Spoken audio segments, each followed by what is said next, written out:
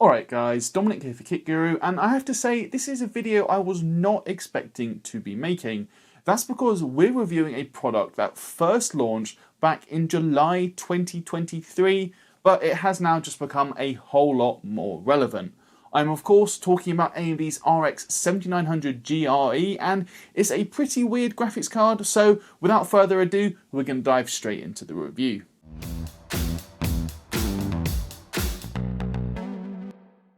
Unleash the power of RTX 4080 Super with superior liquid cooling.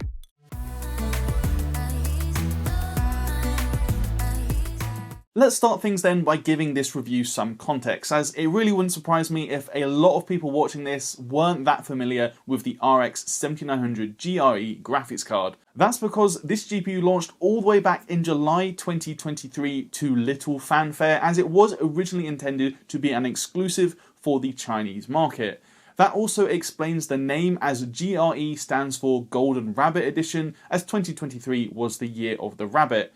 To me then, it's definitely a bit ironic that it's now only in 2024 that global availability is happening, which is of course the year of the dragon, so the name doesn't make a whole lot of sense anymore, but I digress. After its initial launch in China then, the 7900 GRE also began to make its way into the hands of system integrators, where it was sold in certain pre-built PCs, and I actually reviewed a pre-built PC from Cyberpunk that had this GPU in November last year. Things are changing today, however, as AMD has finally announced global availability for the RX 7900 GRE, and it's also coming in at a lower price point, as it was originally launched at $649, while it's now hitting the market with an MSRP of $549, though for the UK viewers out there, unfortunately at the time of filming I don't yet have confirmed UK pricing. In terms of its specs then, the 7900 GRE actually uses the same Navi 31 die as the 7900 XT and 7900 XTX, but it is significantly cut down. It features 80 CUs for a total of 5120 stream processors, while it also clocks lower with an 1880 MHz game clock. The memory subsystem though is the biggest change, as 2 of the 6 memory cache dies, or MCDs, have been disabled. That means we get 16 gigs of VRAM over a narrower 256-bit interface, and clocked at 18 gigabits per second, we get total memory bandwidth of 576 gigabytes a second, while the Infinity cache is also cut back to 64 megabytes. Lastly, we can also see that total board power is rated at 260 watts. It's also worth pointing out that today I am reviewing the AMD reference model, and a big thanks to PC Specialist who sent this over for review. I am expecting a couple of custom cards from the likes of Sapphire, but actually I'm going to be away the time this video goes live, so I wasn't able to test those just yet, which is why I'm focusing on the AMD reference card in this video. All testing as well was done on our regular GPU test system, which is also provided to us by PC Specialist. This is built on Intel's i9-3900KS CPU, paired with the Gigabyte Z790 Gaming X AX motherboard, and we've also got 32 gigs of Corsair Dominator Platinum DDR5 memory. We're also using the same dataset from our RTX 40 series Super reviews, which were done in January, so all GPUs were tested using fresh drivers at the beginning of January. It's also worth pointing out that in this video I'm going to be focusing on the 1440p and 4K benchmarks. I did also test 1080p, so if you want to see that data along with every single one of our benchmark graphs, you can head over to the written review on kitguru.net, and I'll also leave a link for that down in the description below. If you're looking for a new chair, then you should definitely check out Booley's. I'm currently sat on their Ninja Pro gaming chair, which is one of 3 models from their gaming series alongside the Elite and the Master. So if you're looking for something new to stick in your setup that you can sit on and game and work, then I recommend definitely checking out boolies.co.uk. Kicking off our game benchmarks though with Alan Wake 2, at 1440p the 7900 GRE manages 58 FPS on average, and that puts it dead level with the RTX 4070 Super.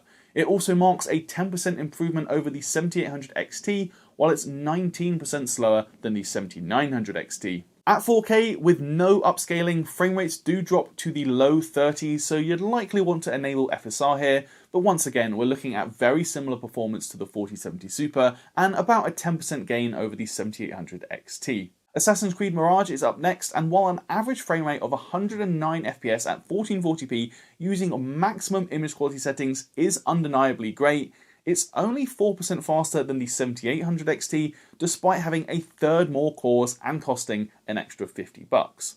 At 4K, that gap even shrinks, and the 7900 GRE is just 3% faster than the 7800 XT, while it's 3% slower than the 4070 Super, with all three GPUs hovering around the 60 FPS mark. Cyberpunk 2077 is a decent showing for the RX 7900 GRE, as it comes in 5% faster than the 4070 Super, and it's actually on par with the vanilla 4070 Ti. The gains over the 7800 XT still aren't massive, however, with just a 6% uplift on offer. 4K gaming is also just about manageable if you're happy with 40 FPS using native resolution, with the GRE again coming in 5% faster than the 4070 Super. Forza Horizon 5 is next, and this one runs very well using the Extreme preset, and with the GRE delivering 142 FPS on average at 1440p, it slots neatly between the 4070 Super and the 4070 Ti, while it's 12% faster than the 7800 XT.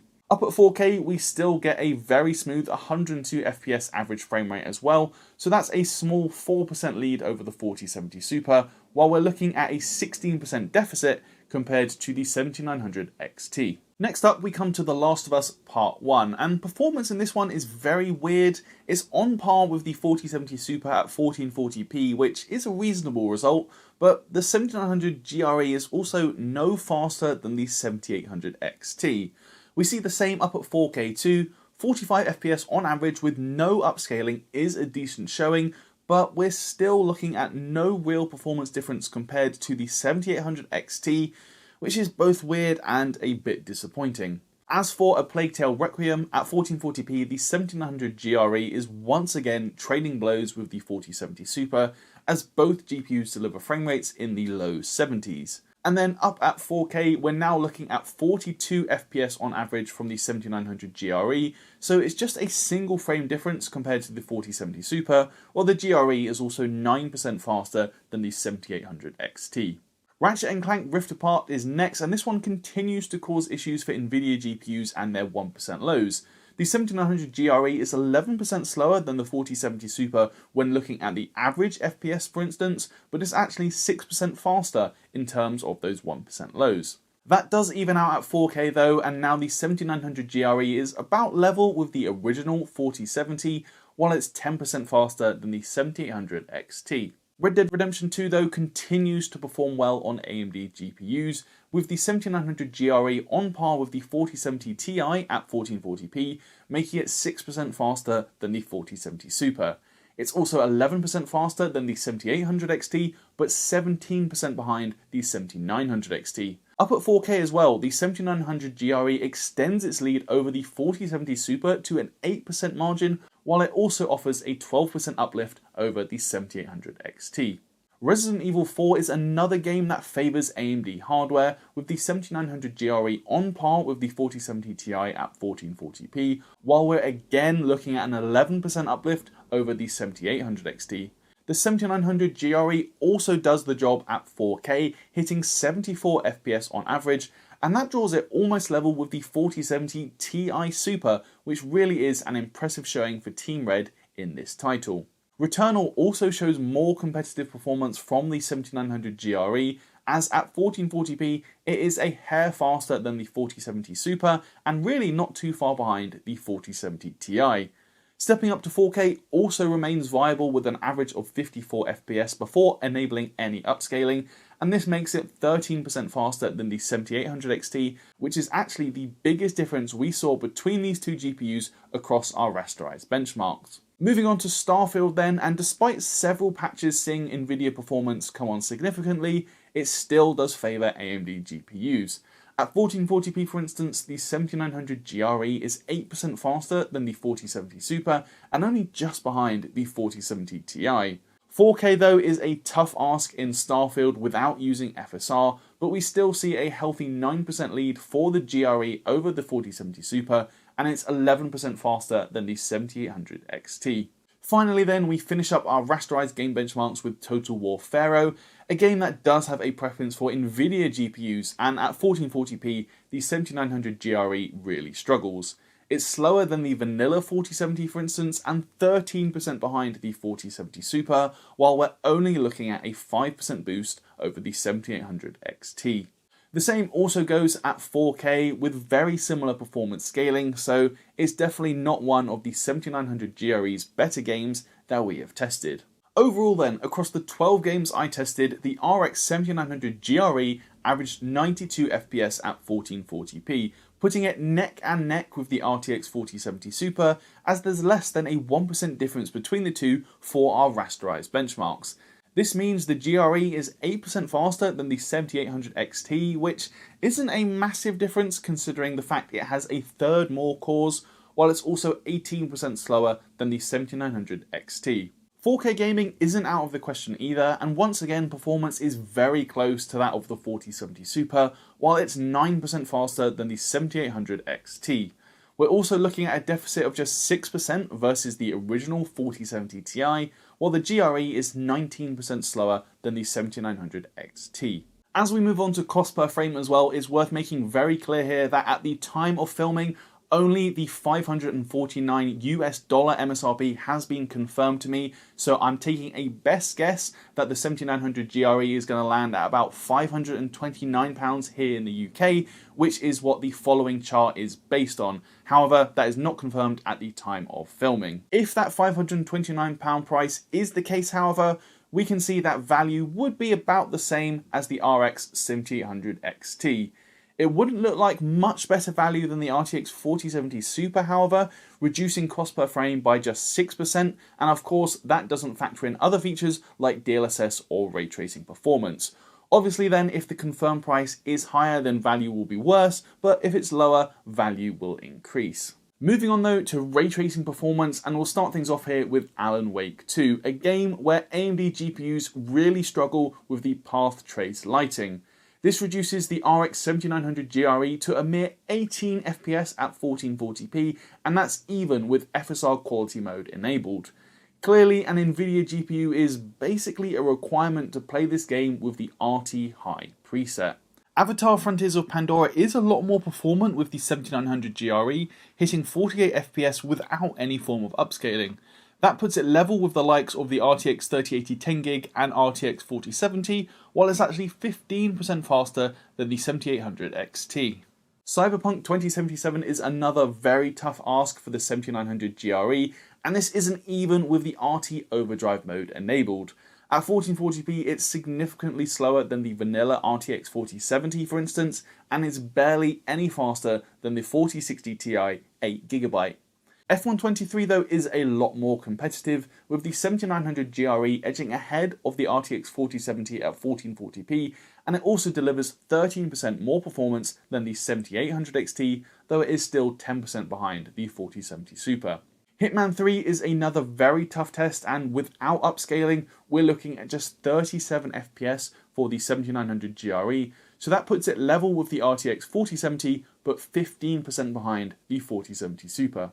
The 7900 GRE also gets pummeled in Ratchet and Clank, averaging 32 FPS at native 1440p, and that makes it a whopping 46% slower than the 4070 Super, and even the last generation RTX 3070 is faster here. As for the Unreal Engine 4 based Returnal, this sees a much more competitive fight. The 7900 GRE still can't match the 4070 Super, but it is at least on par with the 4070 and about 11% faster than the 7800 XT. Lastly then, we close with Shadow of the Tomb Raider, a game that only utilises ray trace shadows. Despite that, the 7900 GRE still lags behind even the vanilla 4070, delivering 10% more performance than the 7800 XT at 1440p. Overall then, across the 8 ray trace games I tested, it is clear that Nvidia is the stronger choice if you value this feature. At 1440p, the 7900 GRE is 12% slower than the vanilla RTX 4070, a product which can now be found for £500. It does scale better versus the 7800 XT when ray tracing is enabled, being 12% faster on average compared to just 8% when looking at rasterized performance, but the 7900 GRE is 24% slower than the RTX 4070 Super on average. Moving on from our game benchmarks though, it's time to take a quick look at the AMD reference card that I tested today before we move on to take a look at things like clock speed, thermals and power draw. In terms of the design of the AMD reference card then, it is of course very similar to the RX 7900 XT with its matte black metal shroud and triple fan layout. It isn't the exact same card though, as the GRE is a tiny bit smaller, but it's clearly part of the same family. We also get a triple fan cooler where each fan measures 80mm in diameter. In terms of dimensions as well, the 7900 GRE measures in at approximately 268 by 110 by 50mm, so it's about 2.5 slots thick, but relatively compact as modern cards go, and it also weighed in at 1140 grams on my scales. The front side of the card is also left fairly bare, with the aluminium fin stack occupying most of the space. We also find a full-length metal backplate with the Radeon branding printed in grey text just before the I/O bracket. Power is also delivered by two PCIe 8-pin connectors, and we get the usual array of display outputs with two DisplayPort 2.1, one HDMI 2.1, and then one USB-C. So far then, I've only tested one RX 7900 GRE model, being this reference card. Overall clock speed behaviour of this model sees the initial boost period hit just over 2300 MHz before it settles down after a couple of minutes, hovering just above 2200 MHz for the remainder of our stress test, and in fact over the 30 minutes recorded it averaged 2214 MHz. That does make it a fair bit slower than the likes of the RX 7900 XT, which typically ran at more like 2500 MHz, but it will be interesting to see if partner cards from the likes of Sapphire and PowerColor can improve on this. As mentioned, we've only tested one 7900 GRE model, so we've got no other point of comparison for the thermal performance, but the reference model still looked fine, with the GPU hitting 71 degrees and the hotspot at 88 degrees, which is fairly typical performance for an AMD reference card. The reference 7900 GRE is also very quiet, which I love to see. Its three fans spun up at just 42% or 1125 RPM in my testing, resulting in a noise reading of just 34 decibels. Moving on then to power draw. As a reminder, here we do use Nvidia's PCAT tool to measure power draw of the graphics card only, and this is done over every single game we test at 1080p, 1440p and 4K. That means if you do want to see power draw results for every single graphics card tested on a per game, per resolution basis, you can find all of the charts over on the written review at kitguru.net.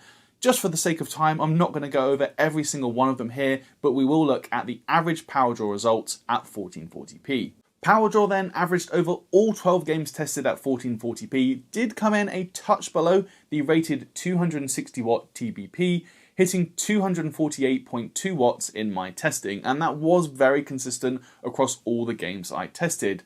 This means that the 7900 GRE pulls just 4 watts more than the 7800 XT, but power draw is almost 40 watts higher than the Nvidia RTX 4070 Super. As for what that means in terms of efficiency, overall performance per watt is dead level with the RX 7900 XT and 7900 XTX, so it's not any more efficient than those RDNA 3 GPUs. It is still a fractional improvement over the 7800 XT, but we're talking very small differences here with just a couple of percent in it.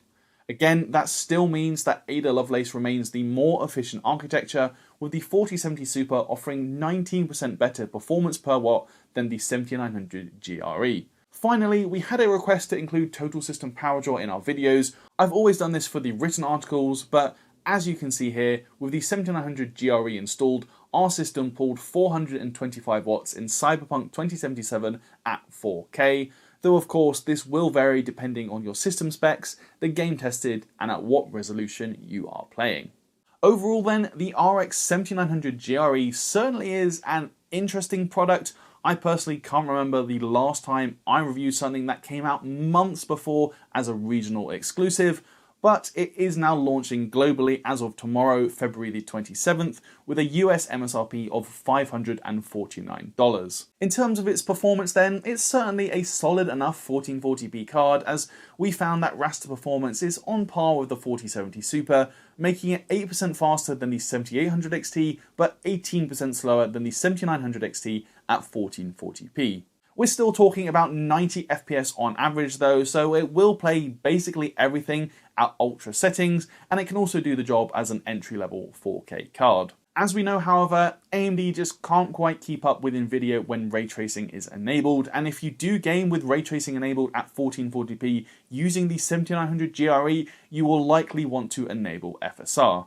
Overall, we saw the 7900 GRE come in 12% slower than the 4070 and 24% slower than the 4070 Super, with the 7900 GRE often struggling to hit 30 FPS without upscaling, so just as we've been saying for a long time, the overall ray tracing performance crown still lies with Nvidia. The same also goes for power draw and efficiency, as the Ada Lovelace architecture still holds the lead here. We actually saw the 7900 GRE pulling about 40 watts more power than the 4070 Super at 1440p, and that also means its overall efficiency is about 16% lower than that of its Nvidia rival. For me then, all of those different points add up to mean that the 7900 GRE isn't necessarily a bad product, but it's also not particularly convincing. In fact, I'd actually argue that AMD is now in a worse position than it was a couple of months ago, all down to the strength of Nvidia's RTX 40 series Super refresh. From September to December last year, for instance, AMD's RX 7800 XT offered performance that was 7% faster on average than Nvidia's $600 product, which at the time was the original RTX 4070, while costing $100 less. Fast forward to today, however, and the RX 7900 GRE is no faster than Nvidia's new $600 product, which is the 4070 Super, and it's now only $50 cheaper. Of course, you can make a couple of arguments in favour of the 7900 GRE, with the 16GB frame buffer being the main one, but for me, I just come away from this review feeling that AMD's lineup is in need of some price adjustments to make it more competitive. If the 7900 GRE could restore the $100 differential between itself and the 4070 Super, for instance, it would instantly become more attractive. However, as things stand, with just a $50 difference between the two GPUs, I know personally I would rather spend that extra cash and get Nvidia for the better ray tracing, DLSS, and superior efficiency, and I imagine most people watching this would feel the same. Anyway guys, that is where I'm going to leave this video. If you liked it, please do toss me a thumbs up, and as always, let me know your thoughts down in the comments below. Please do subscribe if you haven't already, and ding that notification bell so you don't miss when we upload a new video. I'd also love to carry on the conversation with you in our Discord server, which is linked down in the description below, and while there you can also find links to our merch store, and if you're feeling particularly generous, you could even consider backing us on Patreon. That is it for this one though guys, I'm Dominic for Kit Guru, and I'll see you in the next video.